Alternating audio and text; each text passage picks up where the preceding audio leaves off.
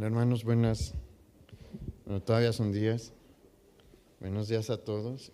Pues vamos a comenzar con nuestro estudio de la palabra de Dios. El miércoles comenzamos una nueva serie que se titula Cuando Dios pone orden. Y en la historia del pueblo de Dios hubo varias ocasiones en las que el Señor tuvo que poner orden porque la cosa estaba muy mal. Y a lo largo de esta serie vamos a estudiar el tiempo del profeta Samuel, porque él fue un instrumento utilizado por el Señor para poner orden sobre su pueblo. El tiempo de Samuel es la parte final del tiempo de los jueces, y aquellos que han leído el libro de los jueces se acordarán que es un tiempo que se caracteriza por una constante rebelión del pueblo de Dios, manifestada en una intensa desobediencia y en constantes desafíos al Señor y a su ley. Y desde el inicio del periodo de los jueces se dejó ver el perverso corazón de muchos de los hijos de Israel, pero en esta etapa final, cuando el tiempo de los jueces está por concluir, podemos observar la intensa decadencia y podredumbre espiritual que había entre los hijos de Abraham en dos hombres en particular. Ellos se llamaban Ofni y Fines, que eran hijos de Elí, el juez y el sumo sacerdote de Israel. Y en este mensaje que se titula Cuando el castigo de Dios es necesario, vamos a ver que hay ocasiones en las que no le dejamos otra opción al Señor.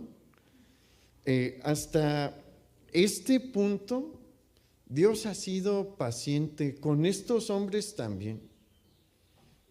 Pero llega un momento en el que Dios dice, ya no puedo más, ya no te puedo tolerar más, estás en constante rebelión, no haces caso a lo que yo te digo, porque mire, Dios nos habla constantemente.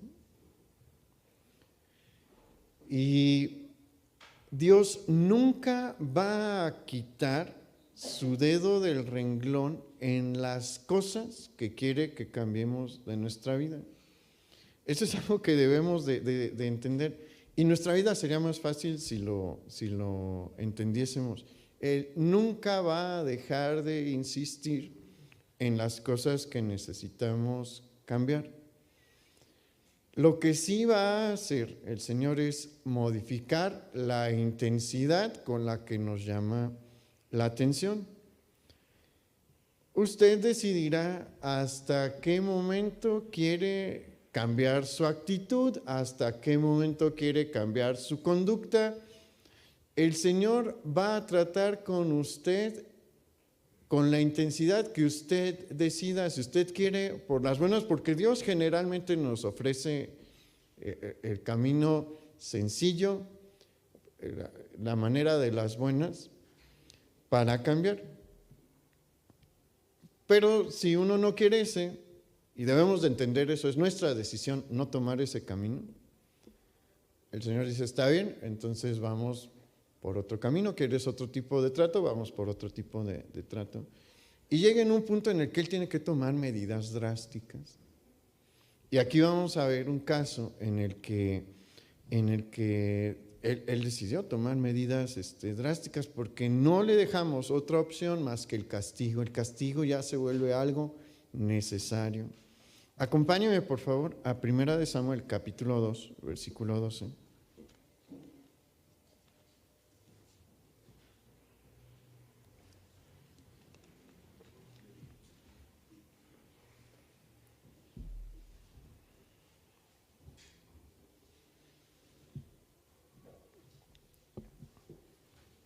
Y aquí se nos introduce a estos dos pues ya no son jóvenes, son hombres, ya están en su etapa adulta.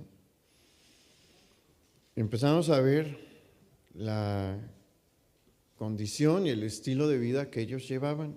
Primera de Samuel, capítulo 2, versículo 12, dice: los hijos de Elí eran hombres impíos y no tenían conocimiento de Jehová. Si usted escuchó el mensaje pasado, recordará que mencionamos que anteriormente en el mismo libro de Samuel ya se había hecho mención de Ofni y de Fines, pero no se había especificado qué tipo de personas eran. Sí se nos había señalado que eran sacerdotes de Jehová, se menciona que ellos eran sacerdotes de Jehová, pero aquí ya se nos empiezan a dar detalles sobre sus personas. Y lo primero que encontramos sobre ellos es que se nos describen como que eran hombres impíos y que no tenían conocimiento de Jehová. Y esta última expresión que dice que no tenían conocimiento de Jehová es de suma importancia. Y aquí a veces podemos cometer un error creyendo que no conocían las Escrituras. No, que no conocían la ley de Moisés. Esta expresión y no tenían conocimiento de Jehová no implica una simple ignorancia intelectual o teórica de los mandamientos e instrucciones de Jehová. Lo que implica es no tener comunión con Jehová y no reconocer como obligatorios sus mandamientos. El autor del primer libro de Samuel lo que quiere transmitir, lo que quería transmitir con esta frase era que Ofni y Fines sí conocían los mandamientos del Señor, pero no tenían comunión con Él y no reconocían como obligatorios para su persona sus mandamientos. Y aquí es en donde a veces cuando leemos la historia de Ofni y Fines, decimos, no, pues yo estoy muy lejos de lo que ellos hicieron. Puede que en hechos sí, porque ellos, como vamos a ver ahorita, realizaron hechos terribles. Pero a veces tenemos una actitud semejante a la de Ofni y Fines porque conocemos la palabra del Señor y a pesar de que conocemos lo que la Biblia dice, tenemos una actitud en la que decimos, sí, pero eso no aplica para mí. Eso ya no se me aplica a mí, eso no me gusta, no lo voy a aplicar en mi vida. Es la misma actitud que tenían estos dos hombres. Su padre era el sumo sacerdote y alguno de ellos estaba destinado a heredar el sacerdocio arónico. No se nos menciona quién era el mayor, pero el mayor normalmente lo ocupaba. Alguno de ellos dos estaba en esta condición y si moría por alguna cosa, el otro iba a ocupar el sumo sacerdocio. ¿Qué implicaba esto? Que debieron de haber sido instruidos en la ley de Moisés. Elí les debió de haber enseñado por lo menos la ley de Moisés. Entonces no es que no la conocieran. Ellos dijeron, esto no aplica para mí. Esto no es válido para mí. Yo estoy por encima de esto. Y bueno, esto llevó a que ellos hicieran cosas, como le digo, aberrantes. Como le menciono, Elí los debió de haber educado e instruido en los mandamientos del Señor. No se nos explica ni se nos describe la manera en la que Elí los educó. Cuando la Escritura nos empieza a hablar de ellos, encontramos a un Elí que ya está en su vejez avanzada y encontramos a estos dos ya como hombres sirviendo dentro del tabernáculo. Eso significa que ellos tenían ya más de 25 años, por lo menos. Entonces, ya son adultos y no se nos dan detalles anteriormente, pero en algún punto Elí cometió un error fatal en la educación de sus hijos, porque ambos se creían como personas que estaban por encima de los mandamientos de Dios. Y mire, es algo peligrosísimo decir esto no es para mí. Estoy de acuerdo con estas partes de la Escritura, pero con estas no son para que yo las aplique, estas yo no las acepto. La Escritura es una orden de Dios que nosotros debemos de aceptar de manera incondicional. ¿Por qué? Porque el que es el supremo legislador de la moral es ¿quién? ¿Dios o nosotros? Dios. El que tiene la autoridad para decir qué está bien y qué está mal, ¿es Dios o nosotros? Dios. Los que se tienen que someter a lo que Él determina somos nosotros. No hay nada en nosotros que nos pueda llevar a decirle al Señor, esto no me gusta, Dios. El Señor en ningún momento nos está preguntando si nos gusta o no. Él simplemente nos dice, esto es lo que es correcto, esto es lo que yo rechazo. ¿Y qué dijo en Deuteronomio? Pongo delante de ti el bien y el mal. Elige. Pero cada elección que nosotros tengamos va a tener consecuencias. Y las consecuencias nos alcanzan. La cosa es que no siempre nos alcanzan rápido. Y ese es un problema para el ser humano en este sentido, porque hay veces que Dios permite que nuestra rebelión se extienda hasta que ya es demasiado tarde para cambiar la dirección.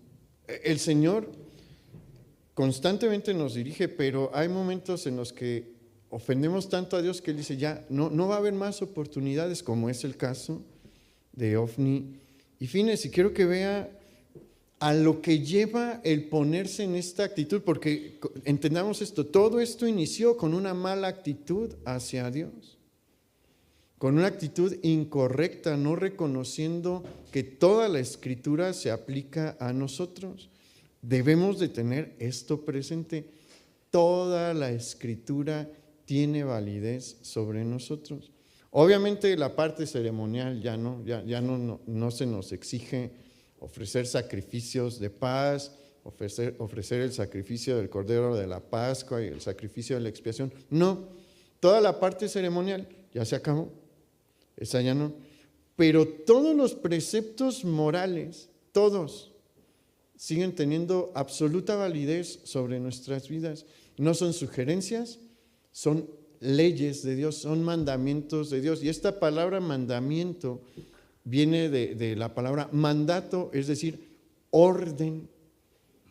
Es una orden de Dios. La ley moral de Dios es una orden, no es si nos gusta, no es si nos parece, no es si creemos que se aplica a nuestra vida, es una orden de Dios. Y el no reconocer esto nos puede llevar a hacer cosas terribles como lo que hicieron estos hombres. Vamos al versículo 13, ahí en 1 Samuel 2.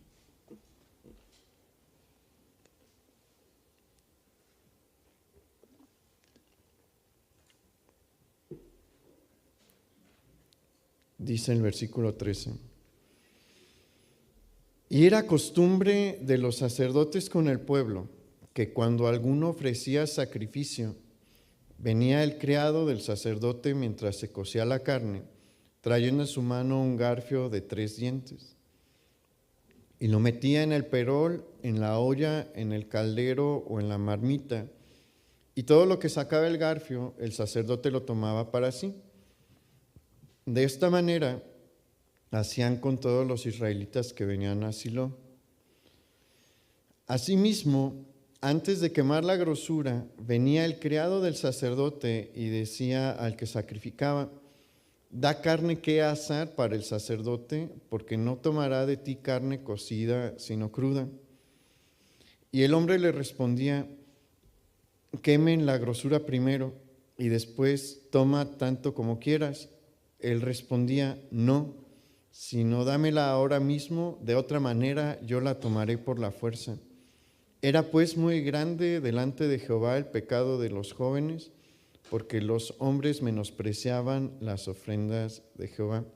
Aquí hay que analizar el texto detenidamente porque hay una división, hay dos partes aquí.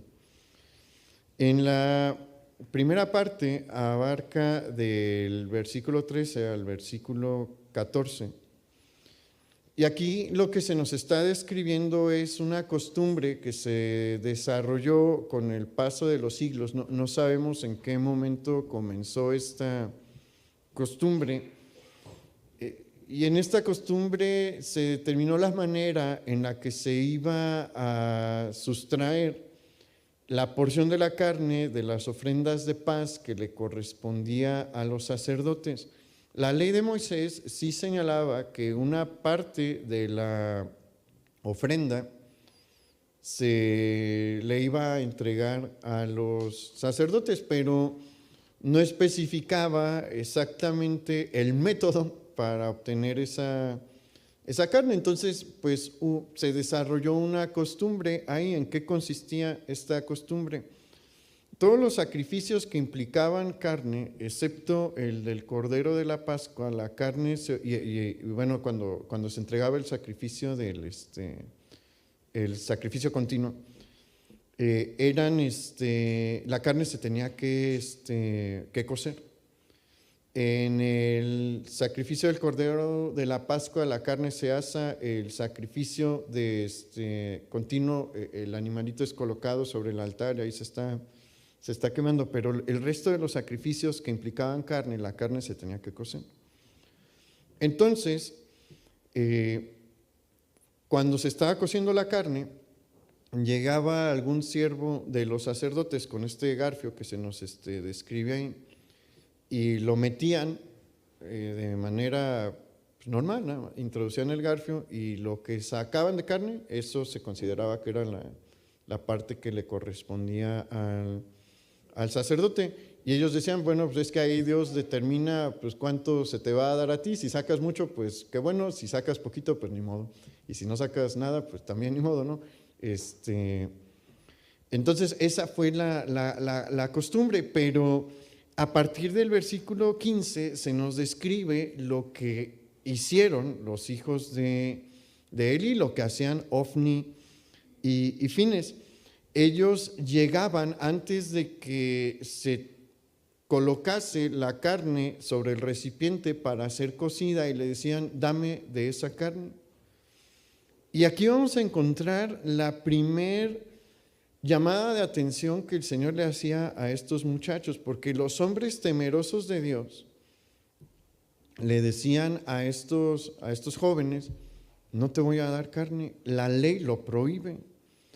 Toda la carne que consumían los sacerdotes era carne que ya estaba cocida, por lo que le digo, todos los sacrificios de carne, excepto estos dos que mencionamos, era carne cocida, no carne asada, pero ellos les decían, quiero que me des carne para asar.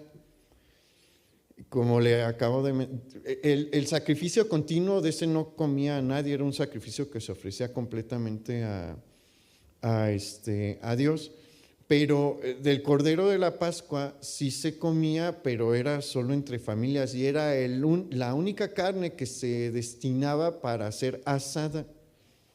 Si los sacerdotes querían comer carne asada, la tenían que comprar por su cuenta. No podías utilizarse la carne de los sacrificios, sobre todo los sacrificios de paz, para ser asada. Pero ellos dijeron, no, yo quiero, o sea, eso no aplica para mí, yo quiero que sea carne asada. Y llegaban con ellos y les decían, ¿me vas a dar carne para asar? Los hombres temerosos de Dios le decían, no te es permitido comer carne asada de esta carne. La voy a poner a cocer y le vamos a hacer como le hace todo Israel. Tú vienes con el garfio y lo que salga de carne es tuyo.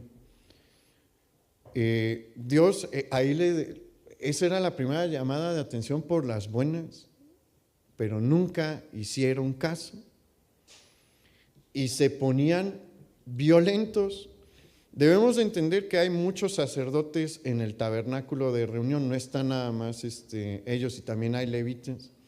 Y pues seguramente había levitas y sacerdotes que simpatizaban con Ofni y Fines y les decían, ¿saben qué es? Van y pues si no quieren, por la fuerza los van a obligar, que vean que son varios y que están dispuestos a utilizar de la violencia, y van a ver qué van a hacer. ¿Y qué hacían los que ofrecían el sacrificio? Al final de cuentas terminaban cediendo, y le aseguro que a más de alguno lo golpearon para hacerse de esta carne. Entonces ellos se atrevieron a profanar las ofrendas de Dios. Aquí hay un detalle muy, muy importante. La parte de los sacerdotes se debía de ofrecer de manera voluntaria, jamás por la fuerza. Pero estos hombres estuvieron dispuestos a utilizar la fuerza. Pero no fue lo único malo que estos hicieron, pero a veces no dimensionamos la maldad de esto. Ahorita, la otra cosa que hicieron es más fácil de dimensionar, lo malo que estaban haciendo, pero entendamos una cosa: toda ofrenda era y es primordialmente ¿de quién? De Dios. Es propiedad de Dios. Él está regalándoles una porción de sus ofrendas. Al momento de ellos venir y hollar la ofrenda, están tomando propiedad directa de Dios, pero ellos decían, es que esto no se aplica para mí. ¿Y sabe qué es la cosa? Que ellos hicieron esto por años. Hay veces que Dios permite que los hombres malvados hagan sus maldades por años. ¿Por qué? No se lo puedo decir, solo Él lo sabe. Debemos de tener también presente que Él tiene una mayor sabiduría que nosotros, y lo que Él permite siempre tiene un propósito. No hay algo que Él permita que sea al azar, no hay algo que Él permita que sea por casualidad o para ver que sane. Dios sabe lo que está haciendo, y hay ocasiones como este caso en el que Dios va a permitir que el hombre malvado se salga con la suya por años. Pero también va a haber ocasiones en las que el Señor va a permitir que usted siga en su rebelión y haciendo esas cosas que Él le ha dicho que debe de cambiar, pero que no cambia, por años. ¿Por qué? Porque Él es paciente también con nosotros. Pero va a llegar un momento en el que va a decir, hasta aquí. Como hemos visto, no creo que fueron 2 o 3 hombres los que les decían a Ofni y a Fines, esto no está bien, tú estás quebrantando la ley de Dios. Aunque había muchos hombres que hacían lo que querían en Israel en ese tiempo, había también muchos hombres que sí temían a Dios. Y cada vez que pasaba esto, le decían, no, esto está mal, pero no les importaba. Y a veces también así es con nuestra vida. Con nuestra vida, el Señor nos dice, por medios tenues estás cometiendo un error, necesitas cambiar en esto, y no cambiamos. Y el Señor nos va a dejar hasta que llegue este punto, que ahorita vamos a ver cuál es. Pero vamos a ver el otro punto grave, la otra cosa grave que estos hombres hacían. Está un poquito más adelante, ahí en el versículo 22, en el mismo Primera de Samuel, capítulo 2.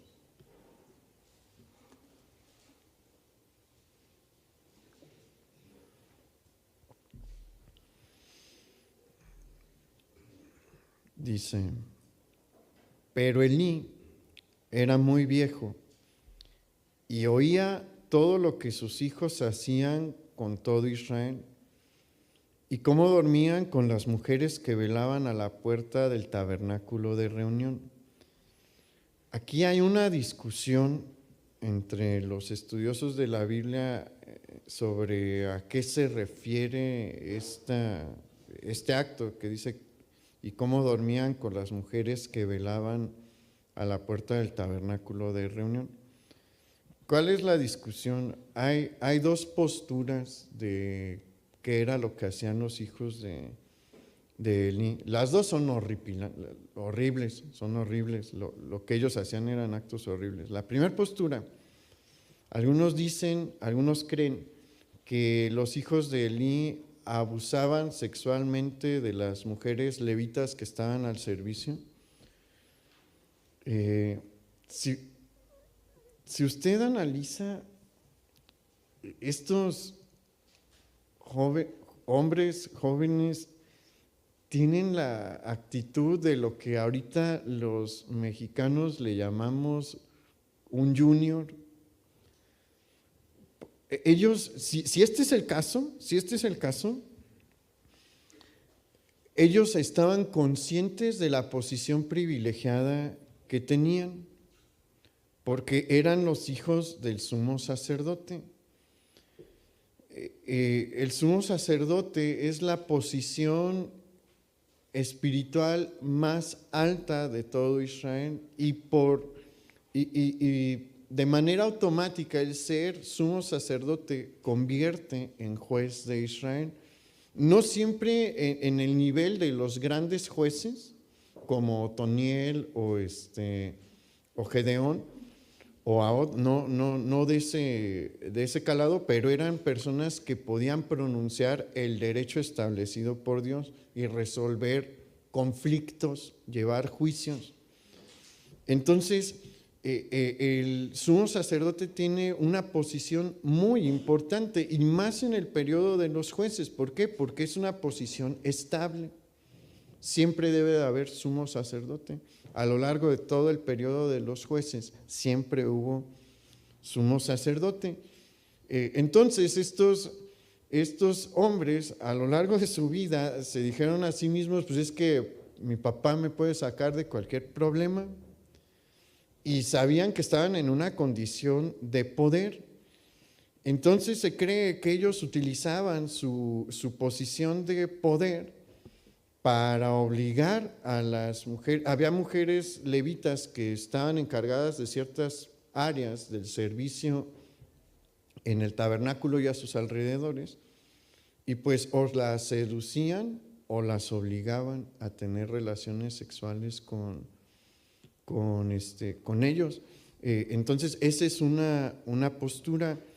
La otra, se cree que en la etapa ya muy adulta de Elí, cuando estos dos hombres empiezan a tener una mayor importancia dentro del servicio, que ellos levantaron cámaras cerca de los alrededores del tabernáculo, donde se realizaban actos sexuales que imitaban los actos rituales de fertilidad de las naciones paganas de alrededor.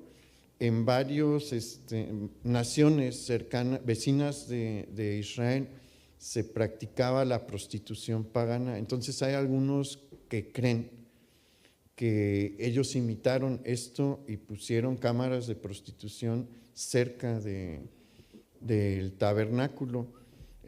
Le digo, cualquiera de estas dos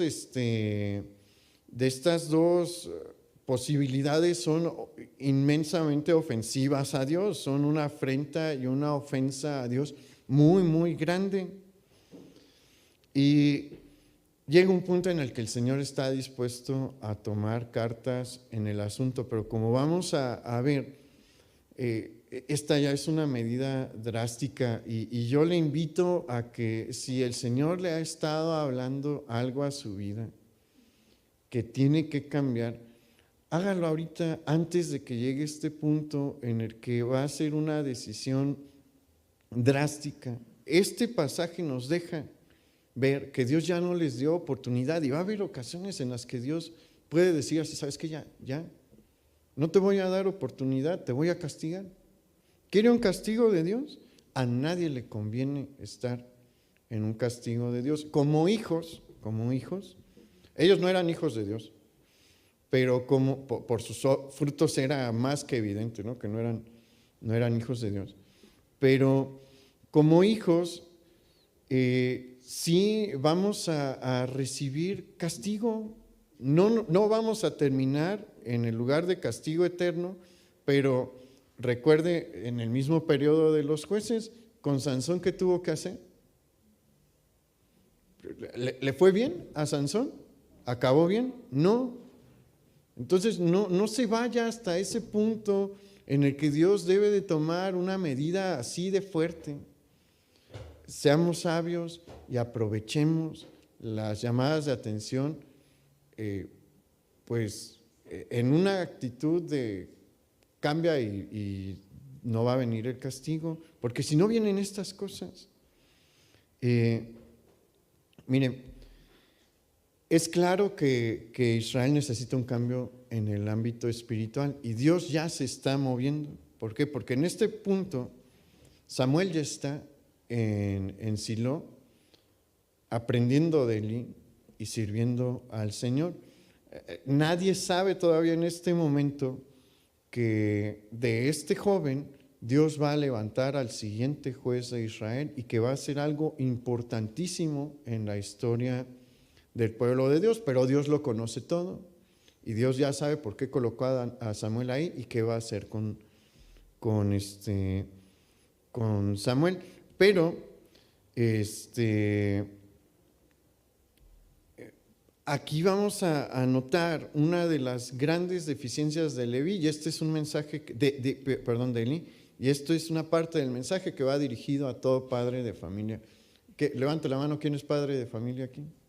Okay, esto va para usted. Acompáñame al versículo 22.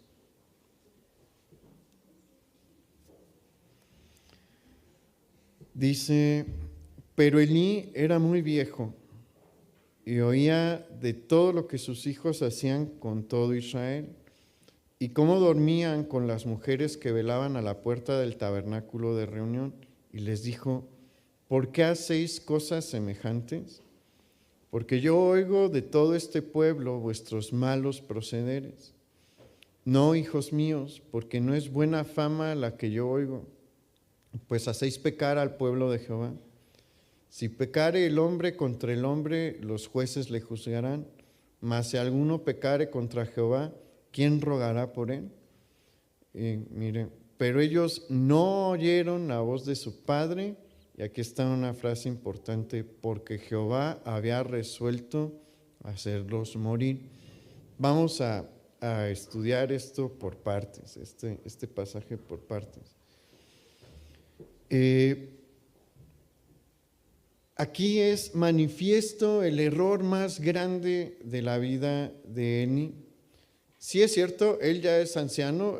A lo largo de este pasaje se nos ha recalcado esto, que él ya es un anciano, pero debemos de tener presente una cosa: los dos ministerios más importantes de Israel en este momento recaen sobre él. Pero ellos no oyeron la voz de su padre. Si usted pretende corregir a sus hijos cuando ellos ya llevan una vida independiente, lo van a mandar a volar. Le van a decir, está loco, o vive en el pasado, es una persona anticuada. Y si ya de verdad son independientes y les colman la paciencia, me voy a ir a vivir a otro lado. Y ahí nos vemos. Y lo hacen los jóvenes, de verdad que lo hacen los jóvenes. Aquí nos deja ver que si usted no toma las medidas de disciplina señaladas por el Señor en el momento oportuno y en la manera oportuna, entiéndase manera oportuna, enérgica o tranquila, dependiendo de la ocasión, pero sobre todo la enérgica, va a llegar un punto en el que no le van a prestar atención. Y si no tiene cuidado y está creando a hijos como los de Elí, vea lo que dice la parte final. Dice, porque Jehová había resuelto hacerlos morir. ¿Qué implica esto? Estos dos hombres llevaron a Dios a un punto en el que dijo, ya no les voy a dar oportunidades, ya les di muchas. Se las dio, como vimos, con aquellos que se oponían a dejar que profanaran las ofrendas. Su propio padre les dice: ya esto que están haciendo está muy, muy mal, déjenlo de hacer, se están metiendo directamente con Dios. Porque eso fue lo que les dijo Elí. Les dijo: lo que están haciendo está mal, se están metiendo directamente con Dios y de la mano de Dios nadie les va a salvar. No le prestaron atención y Dios dijo: ya no hay oportunidad, voy a acabar con... En este caso le digo, fue una medida muy drástica y Dios dijo: voy a acabar con ustedes, ya no van a tener oportunidad. Entonces es importante que nosotros tomemos esto, o sea, padre de familia, tome esto muy en serio. No es un juego la crianza de sus hijos, no es un juego, es una responsabilidad. Dios concede a los hijos con el objeto de que, como padre cristiano, de que los instruya en el camino del Señor, que levante usted a la siguiente generación. Mire, no es mi responsabilidad, ni es la responsabilidad de mi papá, ni del liderazgo de aquí, de la iglesia, levantar a la siguiente generación. Es suya. Nuestra responsabilidad es prepararlo a usted, darle las herramientas, el conocimiento de la palabra de Dios para que usted instruya a sus hijos. Es una bendición pues que los niños se van a su clase separada. Es una bendición que tenemos clase para los adolescentes cuando estamos aquí en la predicación general. Es una bendición la reunión de jóvenes, pero no es una fracción del tiempo de la semana para los niños, adolescentes y jóvenes. Es cuando nosotros podemos tener contacto con ellos 2 horas a la semana. ¿Quién está con ellos permanentemente? Usted. ¿De quién es la responsabilidad de instruirlos? De usted. ¿A quién le va a pedir cuentas el Señor? A usted. A nosotros nos va a pedir cuentas de la congregación, pero no directamente de sus hijos. Eso es cuestión suya. Pero entienda esto, en un momento, en la eternidad, Dios le va a llamar a cuentas y le va a decir: a ver, ¿qué pasó con tus hijos? Y defina usted cómo se quiere presentar delante de Dios, porque no se va a salvar de esa. Todos vamos a comparecer delante de Él para rendir cuentas. ¿Cómo se quiere presentar? ¿Qué es lo que Dios quiere qué es lo que quiere que Dios diga de usted después de esa comparecencia? Y vamos al versículo 27, porque Dios no ha terminado con lo que Él empezó a hacer. 1 Samuel 2:27 dice: y vino un varón de Dios Elí y le dijo: así ha dicho Jehová, ¿no me manifesté yo claramente a la casa de tu padre cuando estaban en Egipto en casa de Faraón? Y yo le escogí por mi sacerdote entre todas las tribus de Israel para que ofreciese sobre mi altar y quemase incienso y llevase ephod delante de mí. Y di a la casa de tu padre todas las ofrendas de los hijos de Israel. ¿Por qué habéis hollado mis sacrificios y mis ofrendas que yo mandé ofrecer en el tabernáculo? Y has honrado a tus hijos más que a mí, engordándoos de lo principal de todas las ofrendas de mi pueblo Israel. Aquí vemos a simple lectura no resalta lo que Dios está haciendo. O sea, Dios está tomando una medida drástica. ¿Por qué? Porque acuérdese que estamos en el tiempo de los jueces. En el tiempo de los jueces casi no hubo profetas de este tipo. Sí había los jueces de Israel, pero palabra profética, o sea, profetas de este tipo, casi no se levantaron. Hay 2 o 3 palabras proféticas, 5 revelaciones de Dios. En todo el periodo de los jueces, esta es una de estas. La cosa fue tan grave con Elí que Dios levanta nuevamente un profeta, no se nos proporciona su nombre, para darle una palabra. Acuérdense que el trabajo del profeta es corregir el camino, una palabra de corrección a Elí. Y lo primero que encontramos es que Dios sí le reclama al sumo sacerdote y juez. ¿Por qué? Porque él era muy privilegiado en 2 áreas, en la espiritual y en la material. Y si Dios le quiere llamar a cuentas, sí le va a decir cosas de este tipo. ¿Qué privilegios tenía? Como nos da un montón de privilegios el Señor. La verdad es que Dios nos llena de bendiciones todos los días y de muchos tipos. Pero vamos a hablar de la bendición que tenía, de los privilegios que tenía Elí. Él heredó, como hemos mencionado, el sacerdocio de Aarón. Y eso lo ponía como líder de todos los levitas y el líder de todos los demás sacerdotes y como máxima autoridad espiritual en Israel. Nadie tenía mayor acceso a las escrituras que Elí. En cualquier momento que él quisiera, podía tomar la ley de Moisés y leerla y revisarla. Eso no lo podía hacer la mayoría de la población. Para que se dé una idea, se cree que en el tiempo de la antigüedad solamente el 3% de la población mundial sabía leer y escribir.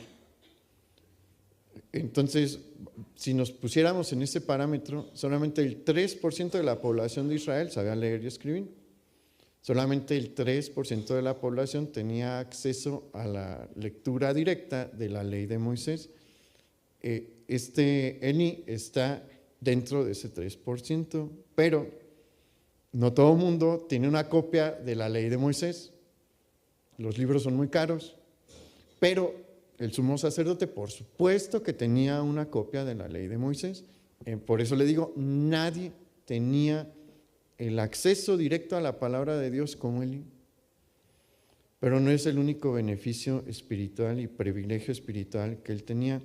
Él era la única persona en todo el mundo autorizado a entrar al lugar santísimo una vez al año.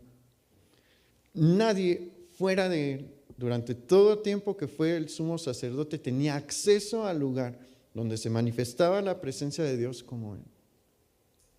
Dios le dio privilegios espirituales, muchísimos, pero también le dio privilegios materiales. ¿Por qué? Porque la ley de Moisés establecía una vestidura muy particular para los sacerdotes, pero más para el sumo sacerdote. El sumo sacerdote debía de estar vestido del lino más fino que pudiesen adquirir. Tenía un tipo de corona, no era una corona como las europeas que conocemos, pero algo similar, y llevaba el efod. El pectoral del sumo sacerdote era una joya maravillosa. Era un pectoral que cubría toda la parte del pecho con incrustación de 12 piedras preciosas.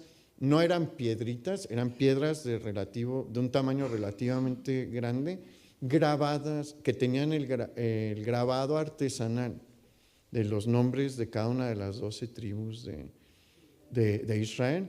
Ya, él vestía de la mejor manera posible en Israel y tenía el mejor alimento posible, porque ellos se alimentaban de las ofrendas y a Dios se le tenían que ofrecer ¿qué tipos de animales? Los mejores. Entonces Dios le dice: Elí, yo te di todos estos privilegios y aún así me deshonraste, poniendo en primer lugar a tus hijos. Y sabe que Dios nos da a nosotros también muchos privilegios y tristemente en muchas ocasiones ponemos en primer lugar a nosotros mismos o a otras personas. Y Dios sí, Dios no se agrada de eso. Dios no se agrada a eso. Y pues su pecado trajo consecuencias catastróficas, porque entendamos esto, lo que Elí realizó fue un pecado. Él puso a sus hijos en primer lugar, pero nosotros podemos ponernos a nosotros en primer lugar, podemos poner al trabajo en primer lugar, poner a la familia en primer lugar, pero el primer lugar le pertenece exclusivamente a Dios. Y aquel que no guarde esto se está poniendo en la misma posición que Elí. Y vea, Dios va a continuar a través de este profeta. Acompáñame al versículo 30 para terminar de ver la profecía. Dice: por tanto, Jehová, el Dios de Israel, dice: yo había dicho que tu casa y la casa de tu padre andarían delante de mí perpetuamente, mas ahora ha dicho Jehová: nunca yo tal haga, porque yo honraré a los que me honran, y los que me desprecian serán tenidos en poco. He aquí, vienen días en que cortaré tu brazo y el brazo de la casa de tu padre, de modo que no haya anciano en tu casa. Verás tu casa humillada mientras Dios colma de bienes a Israel. Y en ningún tiempo habrá anciano en tu casa. El varón de los tuyos que yo no corte de mi altar será para consumir tus ojos y llenar tu alma de dolor. Y todos los nacidos en tu casa morirán en la edad viril. Y te será por señal esto que acontecerá a tus dos hijos, Ofni y Fines, ambos morirán en un día.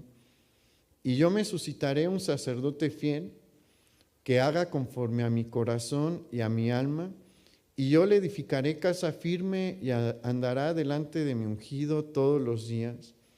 El que hubiere quedado en tu casa vendrá a postrarse delante de él por una moneda de plata y un bocado de pan, diciéndole: te ruego que me agregues a alguno de los ministerios para que pueda comer un bocado de pan. Esta es una sentencia muy grave contra Elí y contra sus hijos. Y le digo, cuando colmamos la paciencia de Dios, Él no titubea en tomar medidas drásticas. Por eso le digo, no se vaya hasta ese punto. Si Dios le ha recalcado algo que tiene que cambiar, hágalo. No se espere hasta que llegue el momento del castigo. Vamos a entender qué fue lo que Dios le hizo. Elí era el sumo sacerdote y se le está diciendo: tu familia va a ser degradada a los ministerios menores del tabernáculo.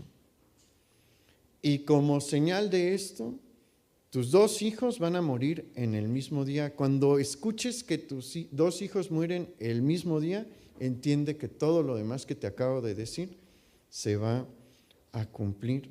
¿Y sabe qué pasó? Ofni y Fines mueren en un mismo día, y después va a venir el tiempo de Saúl. Y en el tiempo de Saúl tuvo lugar la matanza de los sacerdotes de Nod. Nod era una ciudad donde habitaban los sacerdotes, y la mayor parte de la población de la ciudad de Nod eran descendientes de Elí.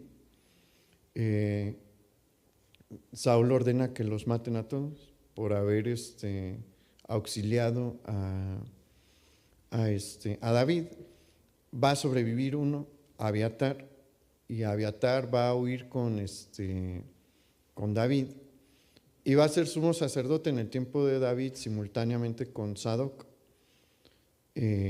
Pero cuando llegue el tiempo de Salomón, Abiatar se alió con Adonías. Se da la rebelión de Adonías, y cuando Salomón ocupa el trono y su reino es confirmado, quita a Abiatar del sumo sacerdocio y se queda Sadoc. Esto es el cumplimiento de la profecía cuando le dice que cuando Él esté colmando de bienes a Israel, ellos van a estar en una condición prácticamente de mendigos. Abiatar y su familia nunca pudieron ejercer el sacerdocio en el templo de Salomón. Y cuando Salomón construye el templo y él vive, el templo está en su mejor condición a lo largo de toda la historia del reino de Judá, y la casa de Elí no pudo participar del sacerdocio, porque como le digo, los pecados arrastran estas consecuencias, y estas consecuencias tarde o temprano nos alcanzan.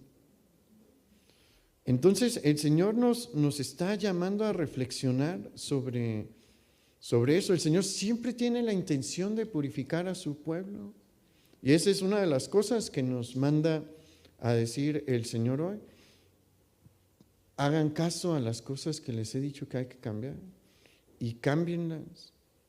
Y la otra cosa que nos está diciendo es: tengan cuidado con los hijos que están criando, porque si no tienen precaución van a terminar como Elí y su familia.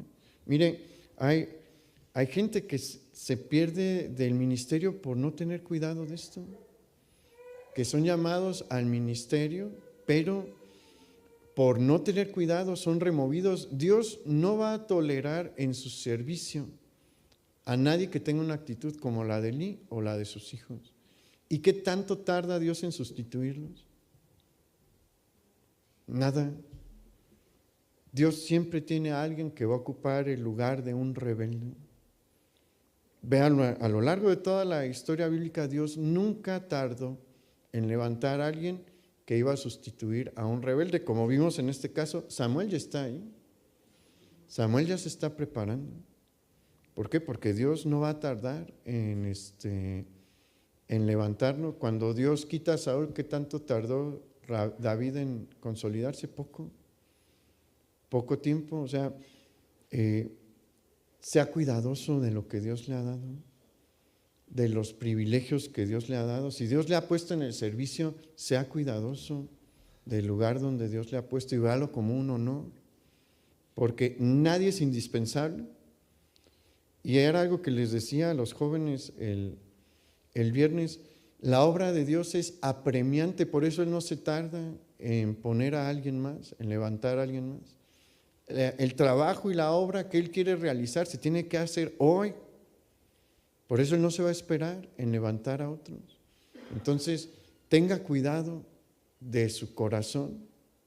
No se espere a que el castigo sea necesario, y tenga cuidado de sus hijos. Corrija y cuide a sus hijos para que no terminen como los hijos de Elí. Vamos a orar.